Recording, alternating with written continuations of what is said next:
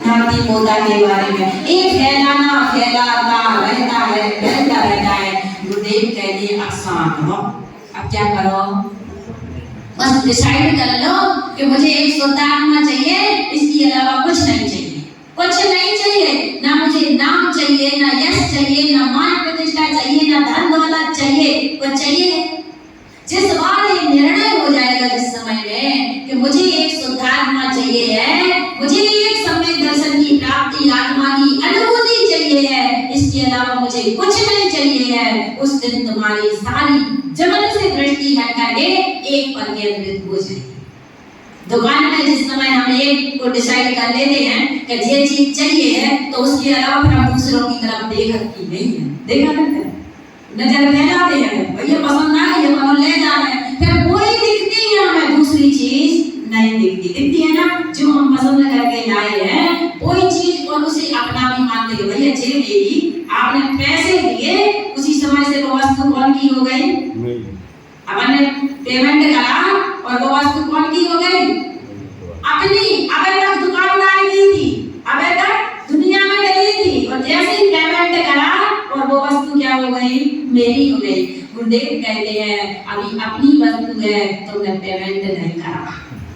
अपनी वस्तु तो है, लेकिन पेमेंट श्रद्धालु का करना है। श्रद्धा एक बार समर्पित कर दो, उसका नाम पेमेंट है। आपने श्रद्धा समर्पित कर दी कि मैं परम तत्व परमात्मा हूँ, बस पेमेंट हो गया।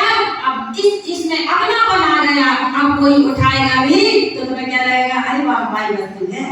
ऐसे ही शुद्धात्मा की जिंदगी दृष्टि हो जाती है, श्रद्धा पक्का हो जाता है। गुरुदेव कहते हैं सब तरफ से अपने आप परायापन भाषित होने लगता है, पराया भाषित होने लगता है। अभी कब तक अपना लगता है? जब तक स्वरूप की श्रद्धा नहीं है।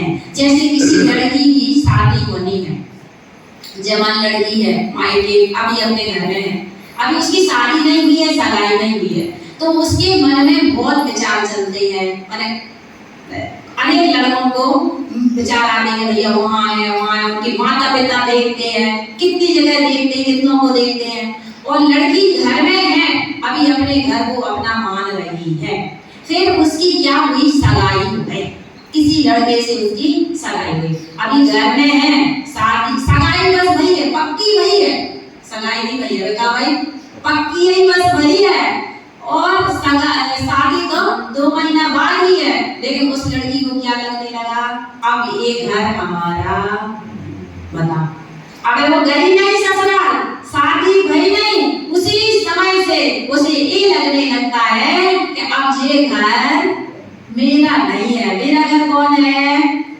अब ससुराल। अभी पक्की बस वही है, और श्रद्धा नहीं हुआ है, और क्या हो गया? मान्यता में मेरा नहीं। अब उसी घर में रह रही, मम्मी पापा के संगे रह रही, सब कुछ है, लेकिन यहाँ से निकली नहीं है। लेकिन मान्यता क्या बदल गई? मान्यता बदल गई। अब जी मेरा घर नहीं है। बस ऐसे ही भले ही हम सिद्धालय तक ना पहुंच पाए, भले ही हम अभी मुक्ति में ना विराजमान हो पाए, लेकिन अभी हम संसार में रहते हुए भी मान्यता पलट जाए कि सगाई एकमात्र शुद्धात्मा का श्रद्धान हो जाए, तो उसी समय से मान्यता बदल जाती है। बस उसी मान्यता का बदलना ही सम्यक दर्शन है, उसी मान्यता का बदलना ही ज्ञानी है। ज्ञानी की मान्यता में और अज्ञानी की मान्यता में बस इतना ही सा अंतर होता है, इतना ही सा अंतर होता है कि एक लड़की की पक्की हो गई है तो उसकी मान्यता अलग हो गई, और एक की अगर पक्की नहीं गई तो उसकी मान्यता अलग है। बस इतना ही अंतर होता है, और कुछ अंतर नहीं होता। तो परिणतियां क्या हो जाती हैं? बदल जाती हैं। वह संसार में रहती हुई भी संसार से क्या हो जाता है? विरक्त हो जाता है। घर में रहती हुई भी घर से विरक्त हो जाता है। ना भोगी योगी एक ही घर में एक ही खानो खाए, भोगी दो योगी दो कर्मन को नसावे, भोगी कर्म बधाए गुणारी जोड़ी नाय।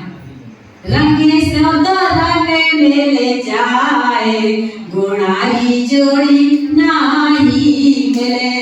कागा कोयल एक ही रंग, कागा कोयल एक ही रंग, एक ही से है ना। काय को कागा तो क्या करता है? जगत के लिए लिए मन बुरा लगता है, वो कोयल जगत हंसाए गुणाली जोड़ी। और एक सही होते हैं रंग। ऐसी सम्यक दृष्टि में और मिथ्या दृष्टि में बाहर से कुछ भी अंतर दिखता नहीं है, लेकिन अंदर गुणों में अंतर होता है, मान्यता में अंतर होता है। गुरुदेव कहते हैं बस अपनी मान्यता को पलटना है। क्या करना है? अपनी मान्यता को पलटना है। देखो इसमें उन्होंने मान्यता पलटने की बात कही है। अगले सूत्र में जब हमारी मान्यता पलट जाती है तो फिर कोई कितना भी उपसर्ग करे उस उपसर्ग में वो द्वैत होता नहीं है। 12वें सूत्र, 13वें सूत्र, 14वें इसकी चर्चा हमारी